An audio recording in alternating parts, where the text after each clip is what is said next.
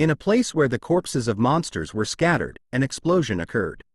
A demon smiled, claiming that with this, it was his victory. The demon's sword was struck into the body of the last human remaining on Earth.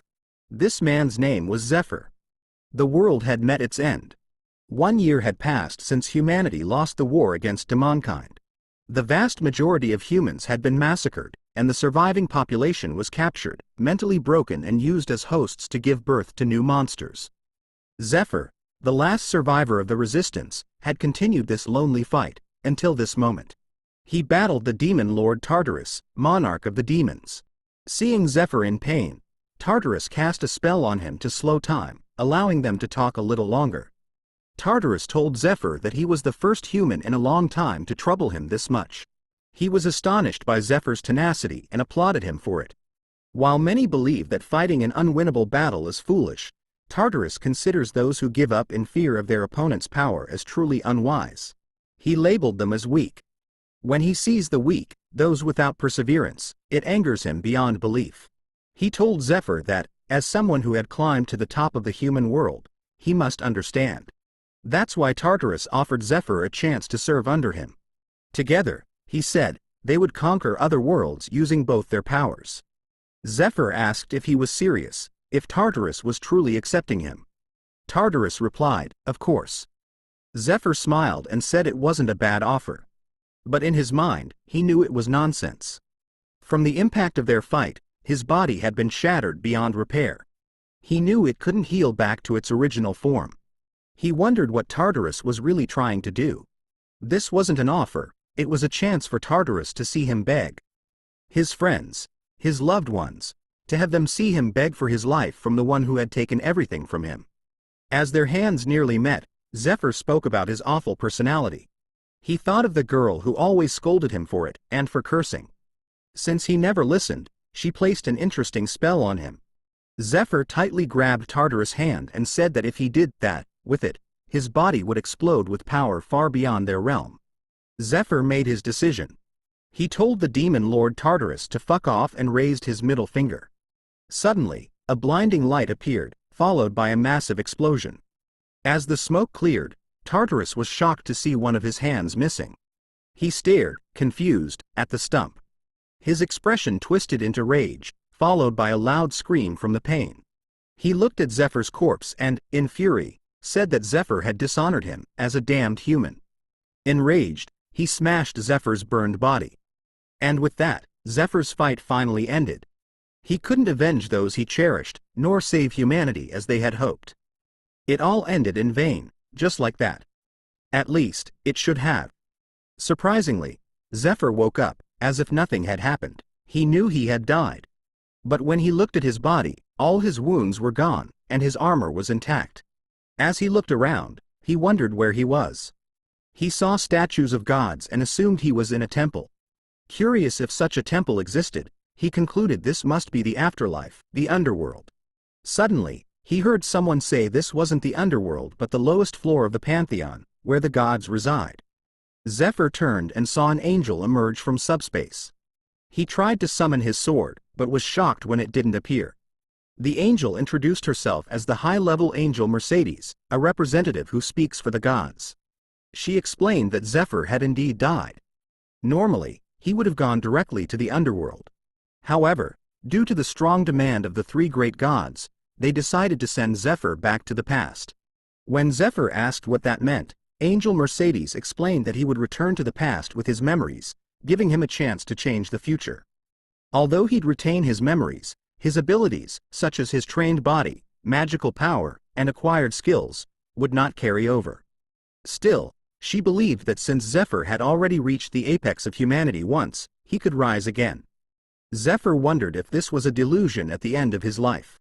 He asked Mercedes why they were giving him this second chance, and what he was supposed to do. He also asked how they could offer this for free. There had to be something they wanted in return.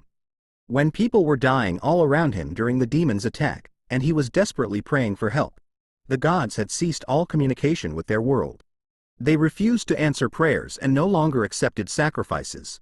Worse, they revoked the clergy's ability to borrow divine power, stripping them of their healing abilities and causing the rapid downfall of human armies.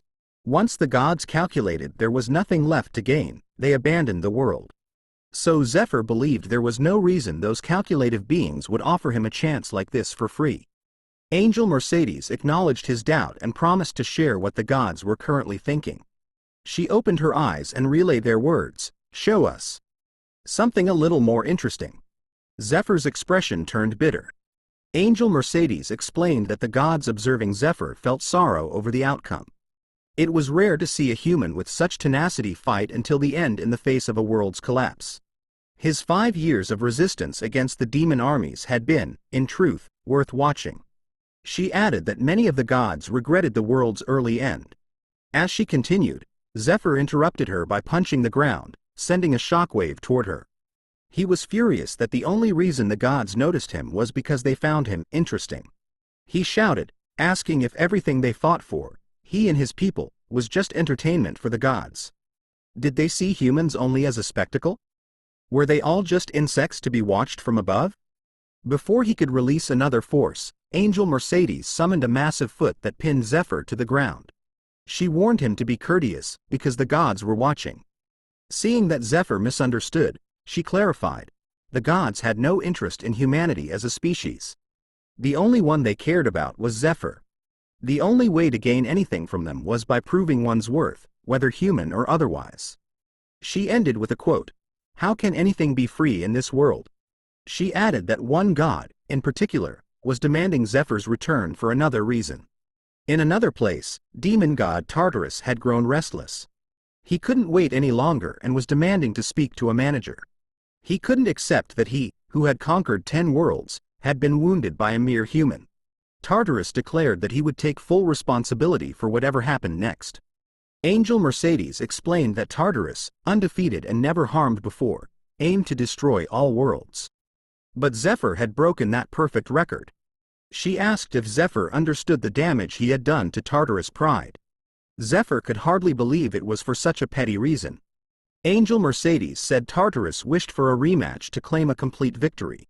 She then asked Zephyr what he thought. Zephyr smiled. The answer was obvious. If Tartarus truly wished to die, Zephyr would grant his wish. Angel Mercedes began the transfer.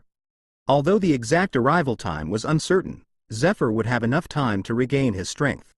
As a show of support, the gods had gifted him returner privileges, which he could access upon his return.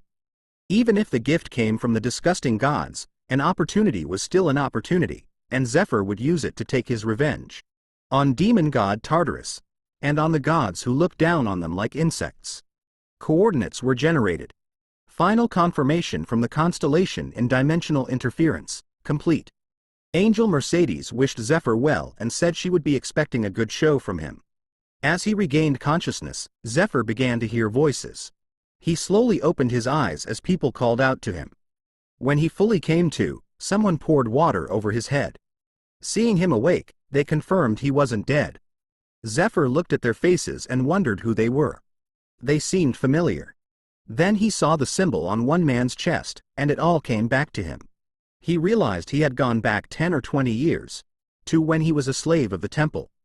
Moments later, their captain arrived and ordered them back to work. A shirtless man warned Zephyr that he'd kill him if he angered him again. Zephyr simply asked what he was even talking about. The man got irritated, but Zephyr didn't care. In his mind, those guys didn't matter anymore. Meanwhile, a child approached and thanked Zephyr for protecting him. Zephyr couldn't quite remember the boy, it had been 10 years. Then he recalled the returner privilege. Angel Mercedes had told him he could activate it by saying, "Unlock privilege." Once everyone had left, Zephyr spoke the words. A bright aura enveloped his body. Shocked, he realized what it was. Then he smiled. Could they really be giving him things like this? As they returned to work, people were amazed by the rookie's performance. They commented on how Zephyr was an exceptional worker, with an unbelievable mining speed. Seeing his results, some even wished he had joined their team. Now, because of him, they couldn't slack off. Zephyr was a tryhard. Even Zephyr questioned if this was real. He still couldn't fully believe it. Moments earlier, he had unlocked his perks. A sharp pain hit his head as the knowledge of the perks flooded his mind all at once. Upon receiving the information, he discovered top-class skills, rare items, and even abilities implemented as actual skills. Zephyr laughed to himself, wondering if they were really giving away such powerful things. Suddenly, the mining team captain called out to him, irritated. He accused Zephyr of slacking off on his first day and expressed frustration that his workers didn't listen. He then raised his whip to teach Zephyr a lesson, but Zephyr caught it barehanded. The captain froze, stunned, a drop of sweat trailing down his face as he wondered how Zephyr had stopped the whip so effortlessly. Zephyr calmly apologized and said he would return to work. To him, the whip had seemed slow, likely due to all the combat experience he had gained over the years. Not even a scratch had touched him. Perk 1, Wall of Iron. Drastically increases defense.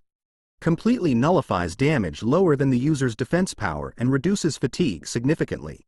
Although the skill had strict conditions, it was extremely effective when used properly. They had given him a remarkable perk. Zephyr had received a total of 9 perks. With them, and his knowledge of the future, he could rapidly recover his strength. The checkers were shocked to see the number of sacks produced by Zephyr's hard work. Once the day's results were tallied, they announced the rankings. First place, Group F. Second place, Group B, who were baffled that Zephyr's group had beaten them. Third place, Group H. Last place, Group E. According to mining team protocols, the resources and compensation from the lowest ranking group would be redistributed among the top 3 groups. Afterward, they commenced prayers to the great goddess of light, Arya. The workers shouted and cheered, begging for salvation through Arya's eternal light. The Temple of Arya, one of the 3 great gods, was the largest religion on the continent, and also the biggest loan provider. Most people there had lost their homes to monsters or were former adventurers rescued by the temple, only to become slaves repaying immense medical debts.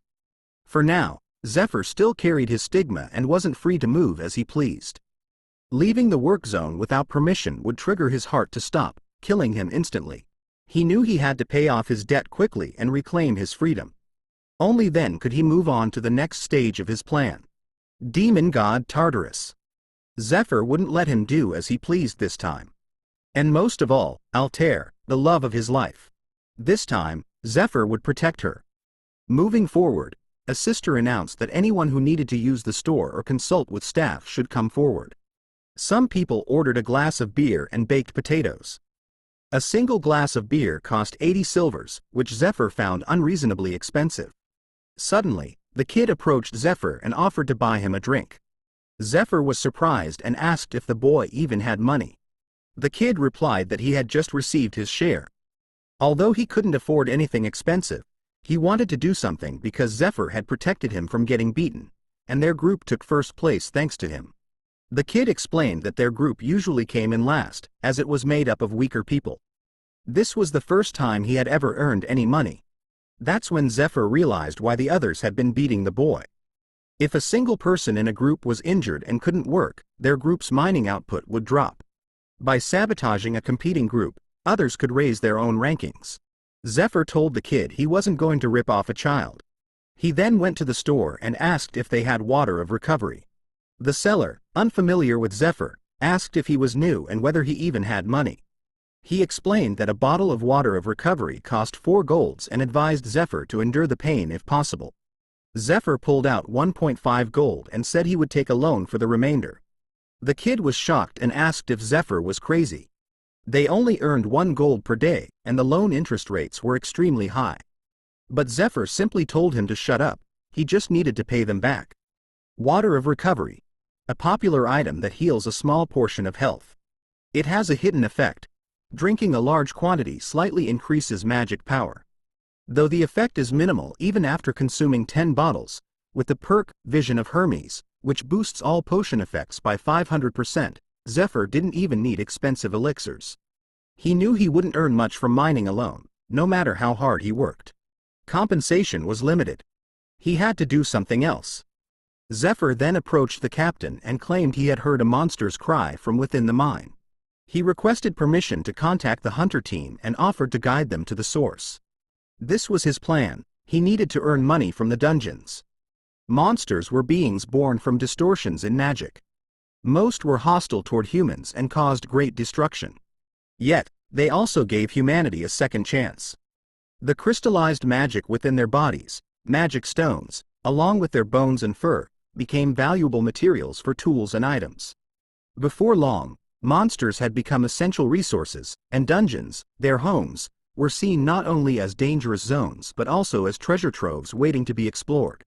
Hunters, slaves chosen for their combat abilities and expertise in monster hunting, were tasked with entering these dungeons. To compensate for the danger, they received higher base pay and bonuses based on performance. Zephyr wondered why he had been assigned to the mines despite being a traveler. He believed there had to be a reason. He returned to the store to request another loan, but the shopkeeper declined, citing Zephyr's low rank. A nearby sister overheard and approached, suggesting that Zephyr could qualify for a loan by selling his organs. The temple, she explained, was currently seeking fresh organs for research purposes. Without hesitation, Zephyr took the paperwork and asked her to proceed. The sister told him he wouldn't need to give up any organs if he managed to repay the loan. Zephyr then told the shopkeeper he wanted to buy more potions with the money. The shopkeeper, unimpressed, told him to do whatever he wanted. After all, it was Zephyr who might die. As Zephyr drank bottle after bottle, the sister praised him, calling him a real man. The shopkeeper simply muttered that it was just another customer being sold to the lab. After finishing all the potions, Zephyr felt ready. Soon, the hunter team arrived. One of them approached and asked Zephyr for his name, confirming if he was the guide. Zephyr nodded. The hunters introduced themselves as Dale, Marco, and Gerda, with Gerda being the leader of the reconnaissance team. Zephyr shook hands with them and explained that while he didn't have night vision, he could use mana detection and hoped it would be helpful. Night vision allowed hunters to see in the dark, while mana detection spread mana across a wide field, enhancing one's senses, both crucial for navigating deep dungeons without attracting monsters. Gerda said that if everyone was ready, they would head out. Marco handed their baggage to Zephyr, who silently accepted it. Dale laughed, commenting that a miner with mana was a rare sight, and maybe Zephyr would wake up the whole dungeon. The two hunters felt familiar to Zephyr. He remembered at least one of them. In his previous life, he was transferred to a hunter squad about a month after this dungeon was cleared. If events unfolded the same way, two of them would die here. Zephyr smiled. He already had a plan for how to use them. At the dungeon entrance, they met a waiting team. Each person was asked to extend a hand, where a string bracelet laced with magic was tied. The man explained that if anything happened to one of them, the bracelet would snap, triggering his own bracelet to alert the base for backup. Still, since this was a reconnaissance mission, he doubted it would come to that, if they were careful.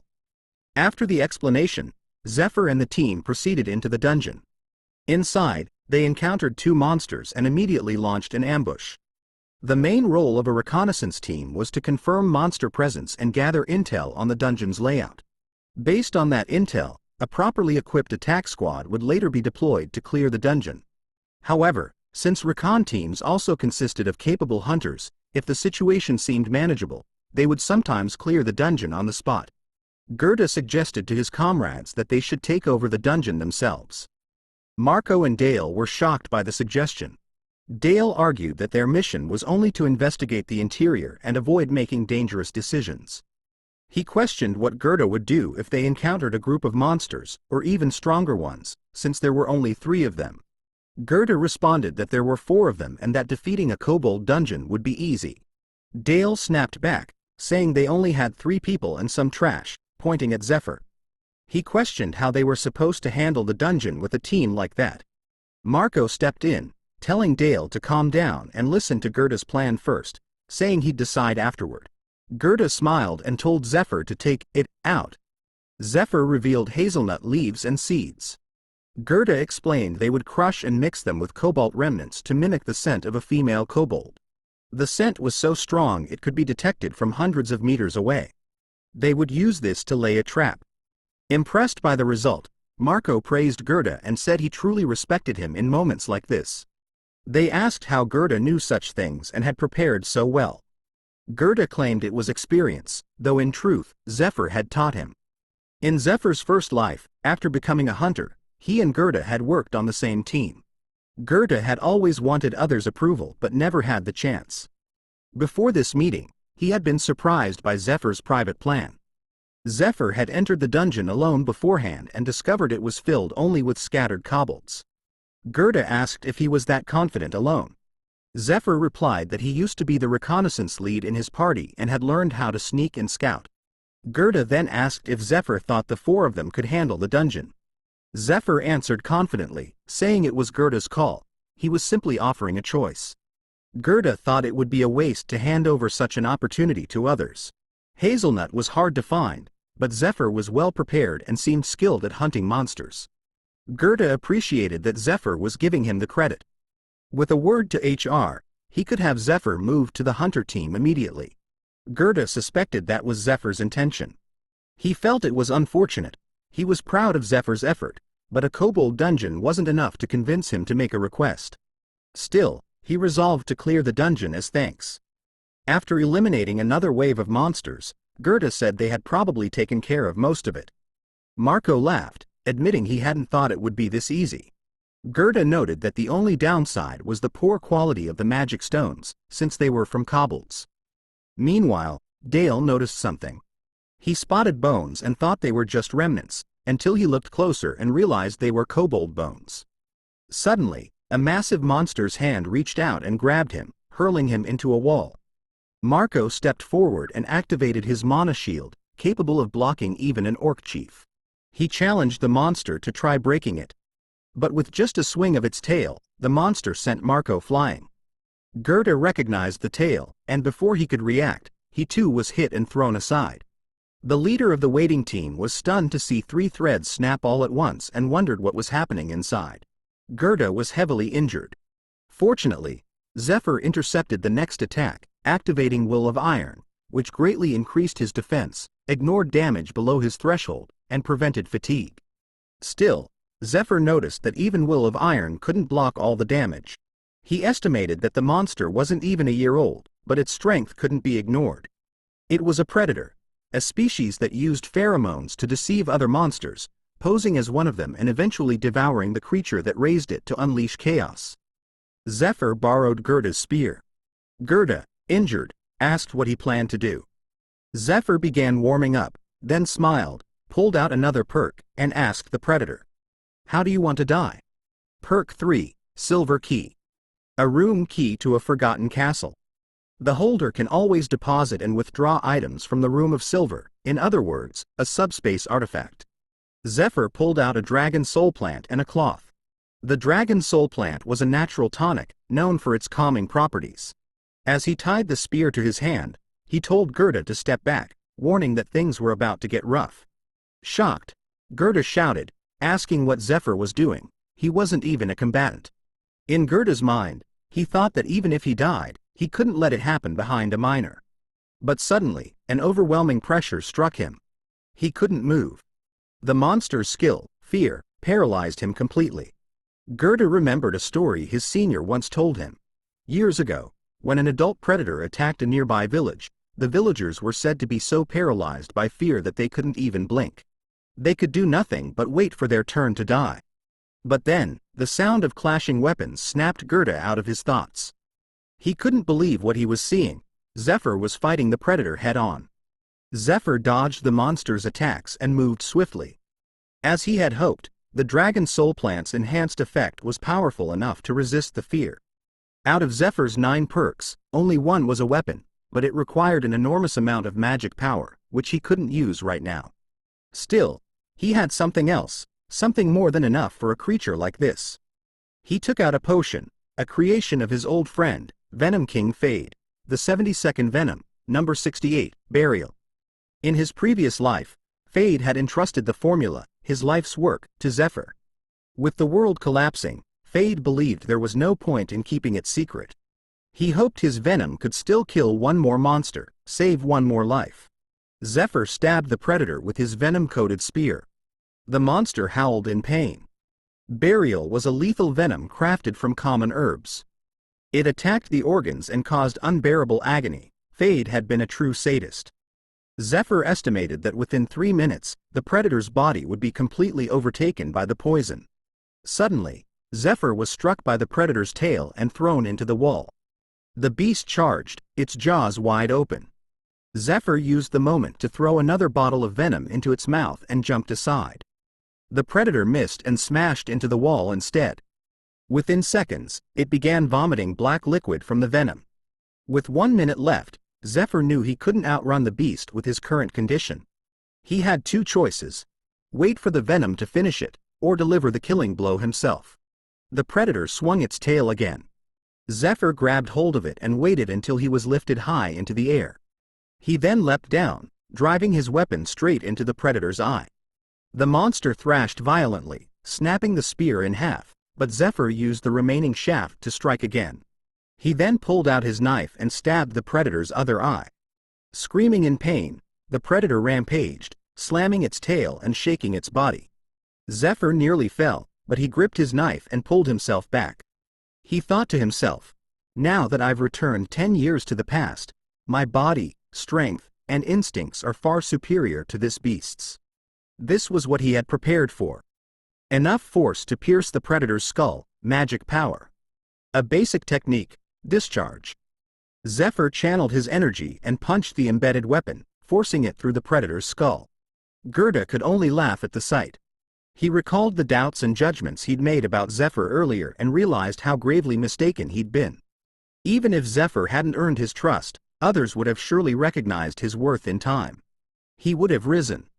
But right now, Zephyr was nothing more than a miner, unable to even enter a dungeon without a ticket. And that ticket was Gerda. Zephyr then approached him and said calmly, "Let's have a quick chat." On the other side, a group of people was being eliminated one by Sahaku and his men, under the belief that they were devil worshippers. After killing one suspect, a parasitic centipede crawled out of the corpse's mouth. Sahaku immediately drew his weapon and crushed the centipede. Upon seeing it, he was convinced the man truly had been a devil worshipper. To find just one worm, Sahaku had slaughtered 7 people. His superior, Examiner Matthias, questioned the logic behind the massacre. After learning the result, only 1 out of 7, he asked if the situation was dire enough to justify burning down the whole house to catch a single bug. Sahaku calmly explained that they must assume the rest had already been infected. With only 1 month left until the raid, rooting out heretics from within the temple was urgent. Otherwise, the consequences could be catastrophic. Matthias accepted the reasoning and agreed to handle the complaints coming in from the hunting team. But in return, Sahaku was expected to deliver results. He warned him not to act rashly again, even as a member of the Department of Heresy investigators. Sahaku smiled and gave his word. At the Department of Human Resources, Gerda was filling out a request form while Zephyr was asked for his name and department. Gerda introduced Zephyr, stating he was from the mining team. The clerk reminded Gerda that when recruiting someone from another department, the nominee would be placed under him, and their performance would impact the team's overall evaluation. Gerda smiled and agreed. With a grin, he looked at Zephyr, thinking that if Zephyr performed well, the credit would go to him. Gerda considered himself lucky. Just yesterday, in the dungeon, Zephyr had told him he wanted to pretend the predator never existed. Gerda had clarified. Was Zephyr saying he would get rid of the body? Zephyr replied that he would erase the predator, not the kobolds. They could report that the dungeon had simply been a kobold lair. Anything that came out of the dungeon, be it a corpse, magic stone, or item, automatically became temple property. Temple slaves weren't entitled to it. The only rewards the hunting team could claim were bonuses based on the clearing value and loot estimate. But if they sold the monster's body through a broker, they could earn far more. Gerda objected, saying it was impossible. The surveillance team existed for that very reason. Even if they bypassed them, the post-processing team would eventually arrive to recover the loot. Zephyr agreed, but then posed a question: what about this? He placed his hand on the predator's corpse, and it vanished without a trace, blood and all. Gerda was stunned. A subspace? But it didn't make sense. Subspace magic should fill up after just a few inventory items. Yet the massive body disappeared instantly. Zephyr asked Gerda if he didn't want a promotion. He offered a deal. Let him handle 3 more dungeons and keep the monsters. In return, Gerda would receive the official clearing rewards. Gerda, who had led a patrol team for 3 years with limited battle exposure, saw a huge opportunity. Patrol teams entered dungeons first, meaning they had the place to themselves. If they cleared dungeons with only a few members, his rank as team leader would rise. What Gerda wanted was a promotion. What Zephyr wanted was money. It was a fair trade, he just needed to stay under the radar. Zephyr believed that if the Predator sold for a good price, he could finally pay off his debt and escape the temple. But before that, there was something he had to do. The Great Raid, scheduled within a month, would involve the Temple Knights. That raid would uncover an item powerful enough to shake the continent. Zephyr had to join that raid no matter what and obtain the item to change the future. The registration was completed, and from that moment on, Zephyr officially belonged to the hunting team. In his previous life, Zephyr had joined the team too late, after the participant list had already been announced, and was excluded from the raid. The team would only bring 20 members, so he needed either stellar performance or strong connections to make the cut. He had a plan, it was just a matter of timing. As they exited the building, Gerda pointed out the supply depot and said he was heading to the infirmary to check on Dale and Marco. While he spoke, Sahaku's group walked past. Gerda quickly grabbed Zephyr's head and told him to bow. As they passed, Sahaku suddenly paused. He sensed something. Gerda let out a sigh of relief when Sahaku's group moved on, and whispered to Zephyr that they were members of the Heresy Examiners, a brutal, feared team known to ignore protocol. They beat and abducted people without cause. Even failing to greet them properly or bumping into them could get someone dragged away. And leading them was the infamous Mad Dog, Sahaku, a man who had joined the Heresy Examiners simply because he wanted to kill. Once he set his sights on a target, he wouldn't let go. Suddenly, Sahaku turned around and called out to them. Gerda broke into a cold sweat. Did he hear us? Sahaku excused himself from his team and walked up to Zephyr, pointing directly at him, the man dressed like a miner. He introduced himself and demanded Zephyr's name and department. Gerda quickly intervened, introducing Zephyr as his friend who had just transferred to his team. But Sahaku cut him off harshly, yelling at Gerda to shut up. No one had asked him. Gerda froze. He could feel Sahaku's murderous aura. Standing directly in front of them, Sahaku was certain.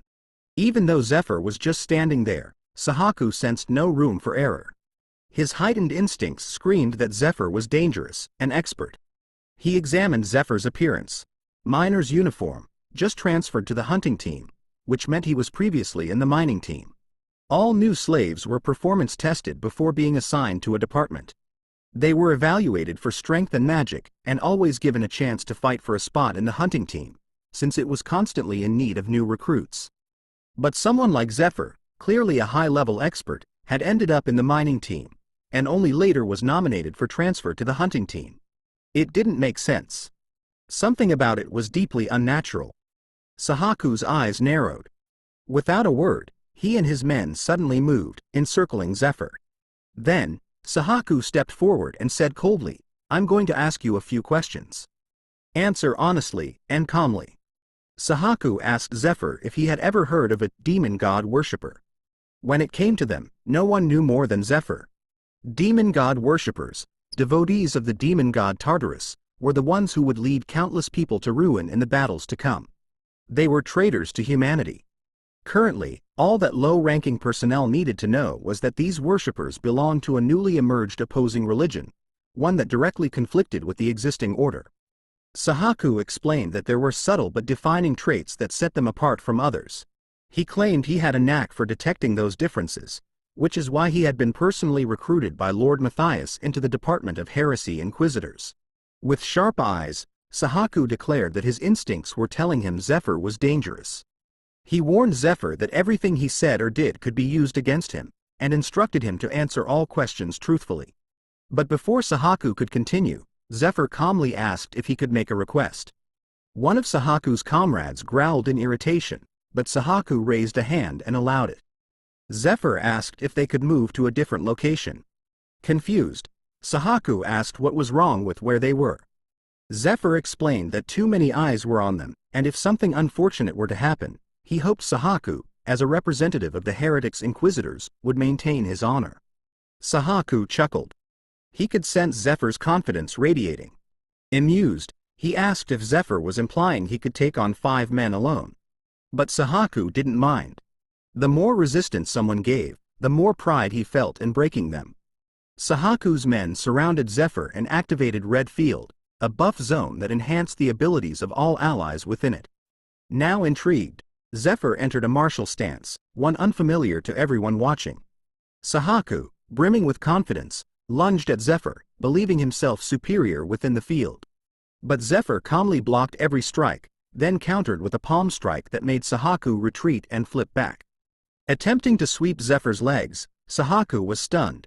It felt like he had kicked a steel pillar. In the next moment, Zephyr launched a flurry of punches to Sahaku's face and body. Sahaku was thrown to the ground, defeated. But the fight wasn't over. Gerda warned Zephyr to check his right. A massive flail crashed down toward him. Zephyr raised his arm just in time to block it. The large man grinned and challenged Zephyr to come and play. Zephyr smirked and taunted, "You know how to talk? Try speaking to others. They might mistake you for someone's pet." Infuriated, the big man slammed his flail again, shattering the ground and sending debris flying. Watching from the sidelines, Gerda thought to himself that Zephyr was terrifying. He had known Zephyr was strong after seeing him in the dungeon, but now he realized Zephyr had just defeated Sahaku with an unknown martial art in an instant. Despite the sheer force of the flail's strikes and the chaos erupting around him, Zephyr continued to deflect every blow effortlessly. Gerda reasoned that if Zephyr won, Sahaku, humiliated, would never report this to his superiors, let alone request an arrest warrant. They could walk away freely. But if Zephyr lost, Gerda would be arrested as an accomplice. So quietly, Gerda rooted for Zephyr. Just then, someone next to him muttered, "It's over." Too bad for him. He explained that while Zephyr had been skillfully dodging and blocking, too much time had passed. The red field had been active long enough, and now its effects had peaked. Chains suddenly bound Zephyr's hands. While red field was maintained, the longer the battle went on, the more power it granted its users. Taking advantage of the moment, Sahaku reappeared behind Zephyr and landed a strike. After landing a hit on Zephyr, Sahaku laughed and said that playtime was over. He added that Zephyr should have begged for his life from the beginning and asked to be sent to prison. Sahaku then declared he would make Zephyr regret that decision.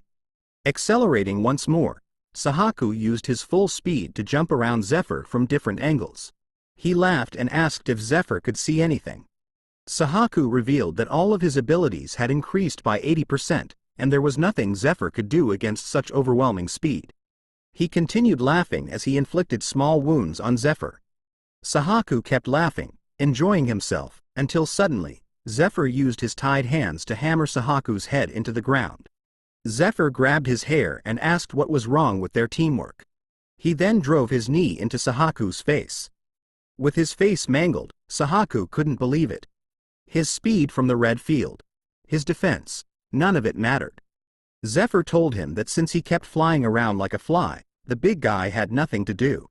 He advised Sahaku that if he wanted to brag about speed, he should have teamed up with a steadier tanker. The big guy grew furious and tried to pull Zephyr away, but Zephyr remained unfazed. He asked why someone with that kind of build was just standing around instead of tanking. Zephyr questioned if he was scared of close-range combat. In his past life, Zephyr would have disciplined subordinates who led their teams this poorly. The basics of magic and buff utilization were being ignored. Zephyr grabbed the chain and swung the flail, defeating the big guy and the remaining enemies. Gerda and the others at the scene couldn't believe what they had just witnessed. Crawling in pain, Sahaku asked what Zephyr was, and what his true identity was. Zephyr smiled and replied that, unfortunately, Sahaku didn't have the right to know the answer. As Zephyr slowly left the area, someone watched him through a window.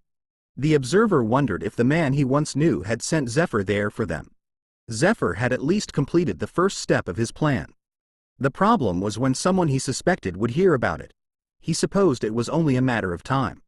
While thinking about his next move, he suddenly collapsed to his knees. He couldn't even move a finger. The sudden tension and body aches, it was mana freezing. Mana freezing was a temporary side effect caused by pain and tension when a mana user completely depleted their mana. Zephyr had used up his mana faster than expected.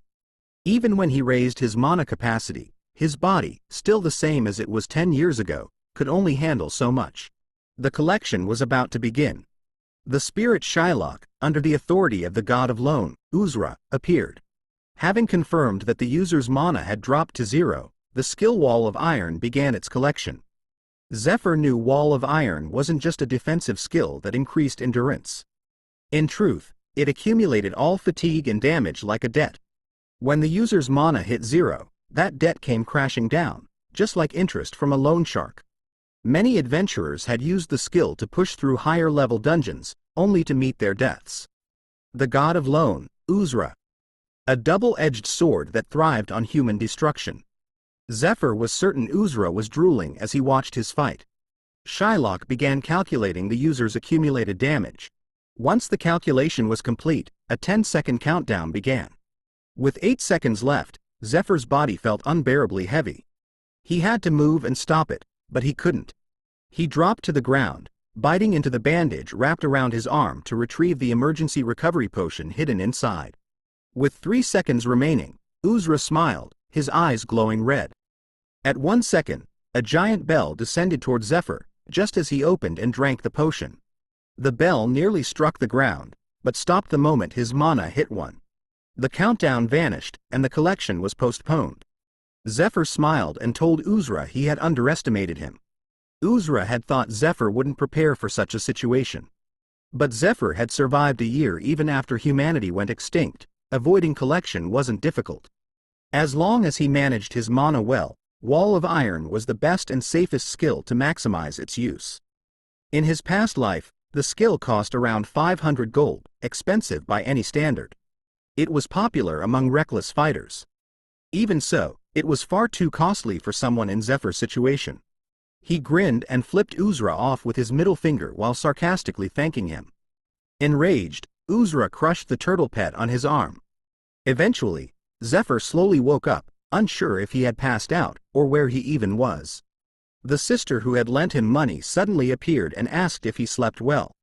They had taken him to their place and tied him to a bed. When Zephyr asked what this meant, the sister explained he was at her workplace and didn't need to worry. He had been sleeping so soundly that the loan deadline had passed by an hour. Her expression darkened. She demanded to know if he was insane. She had heard everything, how he was running around recklessly, risking the collateral they'd taken. She accused him of giving them no reason to believe he'd ever repay the loan. With a furious voice, she pointed a knife at his eye and asked if he intended to pay or not. Zephyr realized he had another debt to deal with. If he used magic now, collection would restart. He explained that his dungeon clearance reward would be paid next week and begged for more time. She replied that, of course, they would take all of it. But what about the daily loans he'd taken from the store? The unpaid interest? She'd heard it was just a cobalt den. How the hell would that pay off the debt? She asked if they should start by taking his organs. Then, calling her 2 men, they responded instantly and cut the tie on one of Zephyr's hands. They pinned it to the table. Wearing a devilish smile, she said they'd try cutting off just 1 finger. She admitted their temple was often overlooked, but she was sure Zephyr would come to his senses once he saw his own finger cut off. Zephyr screamed, begging her to wait, trying to recall a name. The sister ordered her men to proceed, but Zephyr suddenly said something that made her eyes widen in shock. She quickly told her men to stop. With a stunned and curious expression, she stared at Zephyr and asked, "Who are you?" The 2 men asked the sister what the problem was, but with a serious tone, she ordered them to leave. Once they were gone, she urged Zephyr to tell her the truth. She demanded to know how he knew that name. Zephyr responded by asking how it would be possible not to know that name, or should he call her the monster broker, White Rose. A sister of the Shrine of Light, Anna Primrose, also known as White Rose, was connected to the underworld, trading in monster corpses, equipment, and information on people. It was madness to attempt clearing a raid dungeon with only cheap gear from regular hunters. That's why Zephyr needed to negotiate with this woman. He admitted he had already been planning to seek her out and was glad she found him first. Zephyr then suggested she untie him so it wouldn't be awkward negotiating while tied to a bed.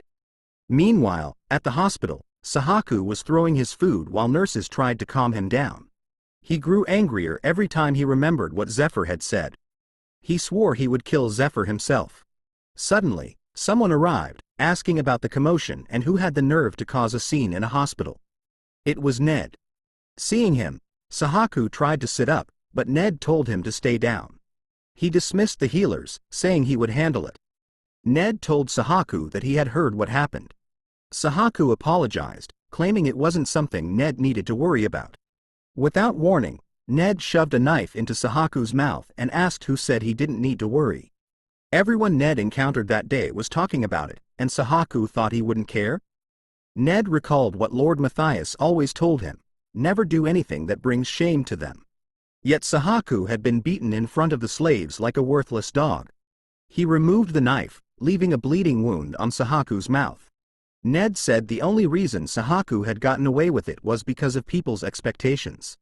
When Sahaku first captured a demon god worshipper, Ned believed he had potential.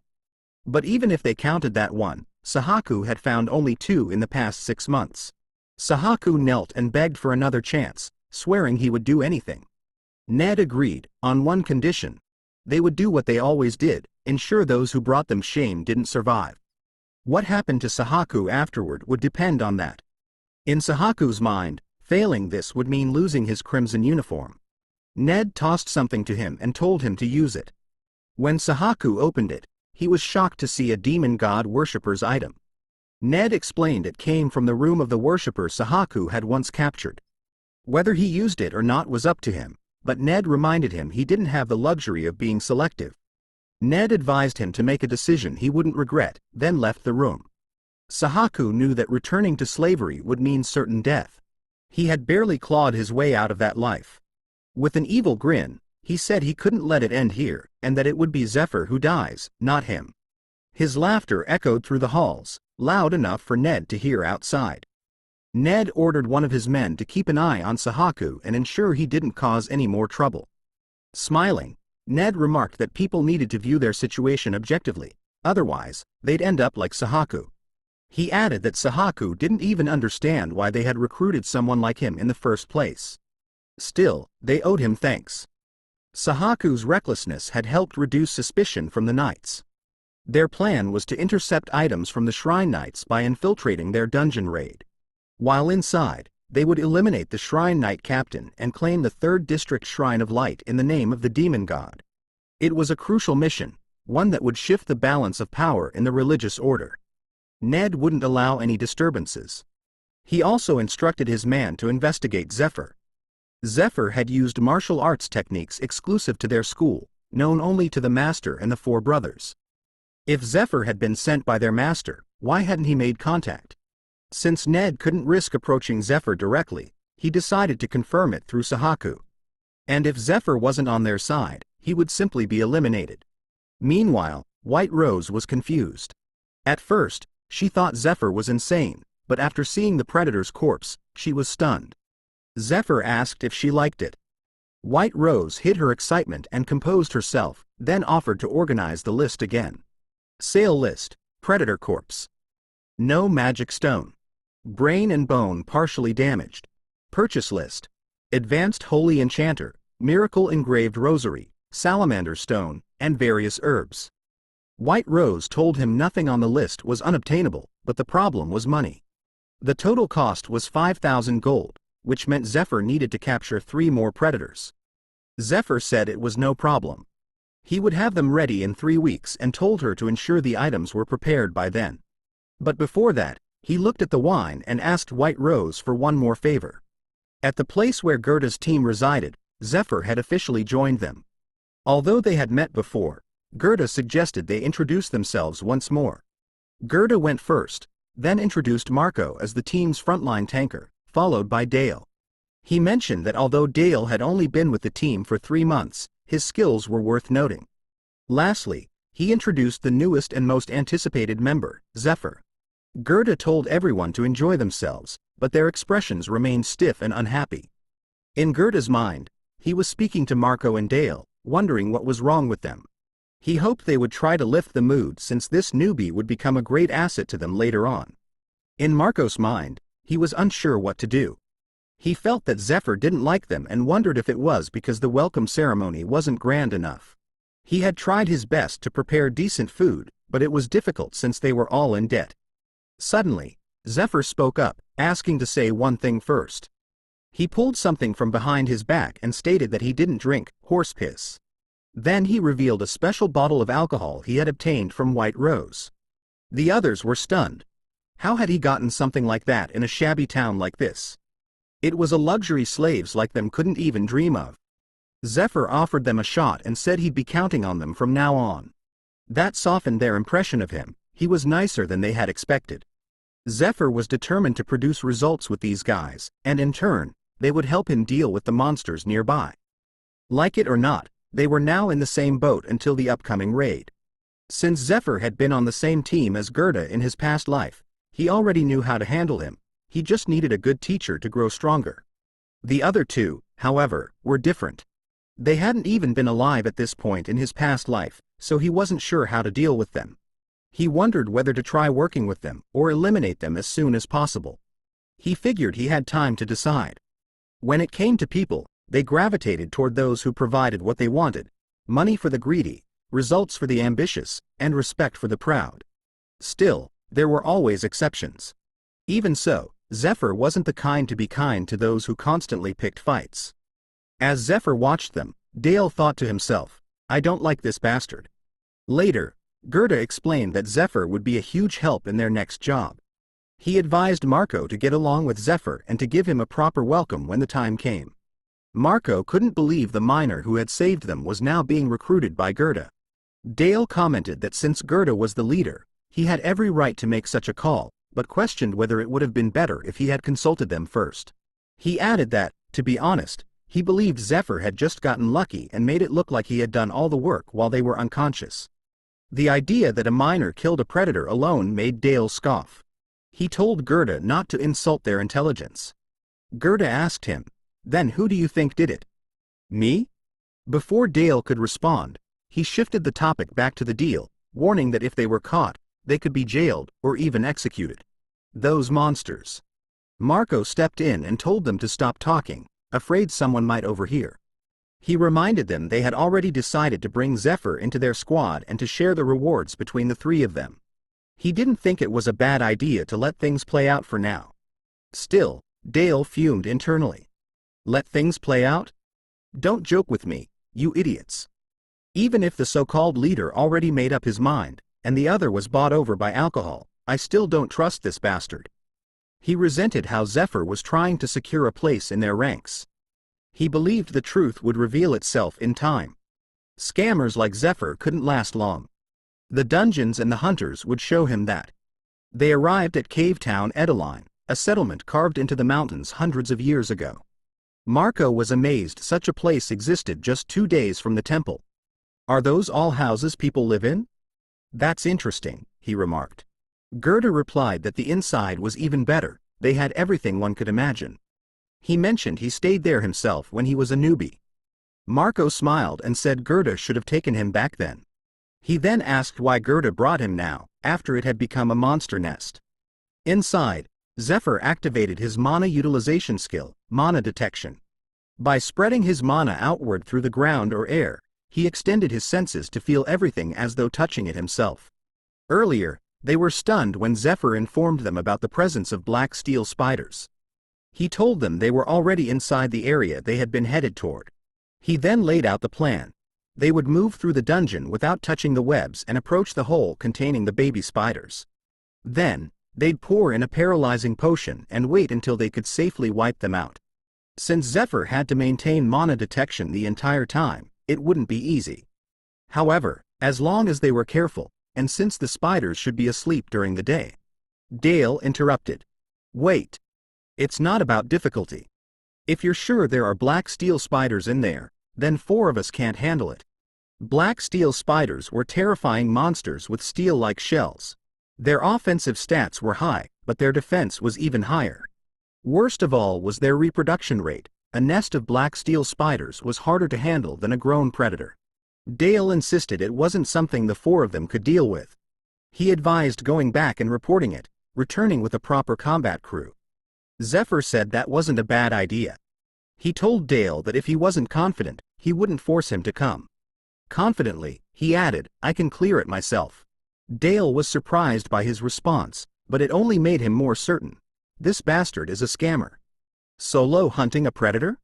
A duel with the heresy examiner, Sahaku? He hadn't seen any of it himself. Now, Zephyr claimed he could solo a black steel spider dungeon? No one that powerful would be working with people like us, Dale thought. He figured the dungeon wasn't as dangerous as Zephyr claimed and that Zephyr hadn't expected them to follow him through with all those precautions. Dale wondered how long Zephyr could keep up the act.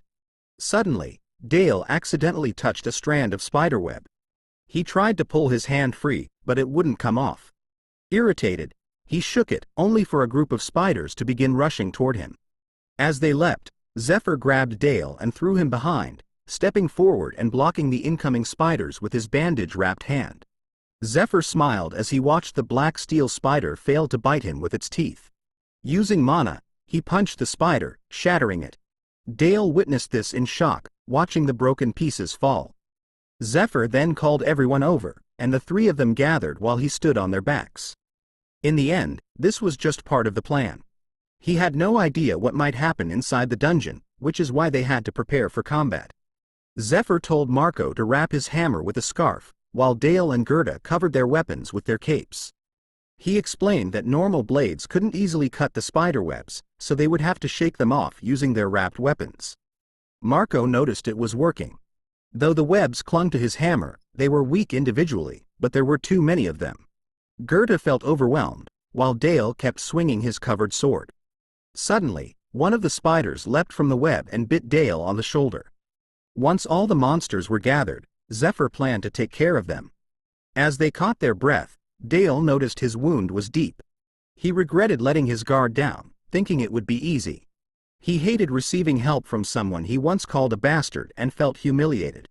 A moment later, Zephyr handed him a bottle and told him to drink. He explained it was medicinal water mixed with herbs, with effects similar to a potion. Dale asked if he wasn't going to say anything. Zephyr smiled and said, "Everyone makes mistakes," then advised Dale to be more careful next time. In Zephyr's mind, this was nothing new. Even in his past life, he had trained countless soldiers, many of whom didn't understand instructions, even when told clearly.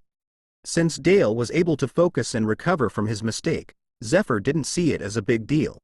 He believed it was better for Dale to learn through experience rather than be spoon-fed everything. Although Dale still seemed suspicious of him, Zephyr thought he would figure things out by the time they finished the dungeon, whether he should stay out of dungeons or follow Zephyr's lead.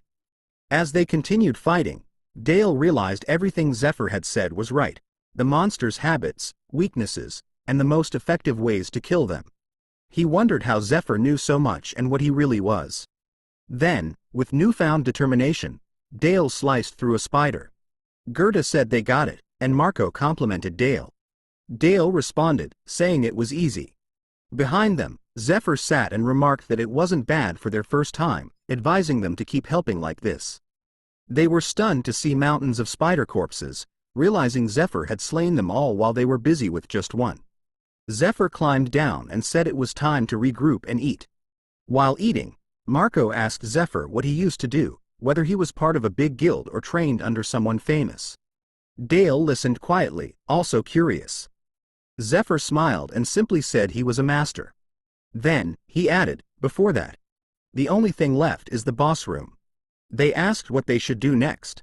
Zephyr pulled out his knife, took blades from the black steel spiders, and fashioned them into weapons.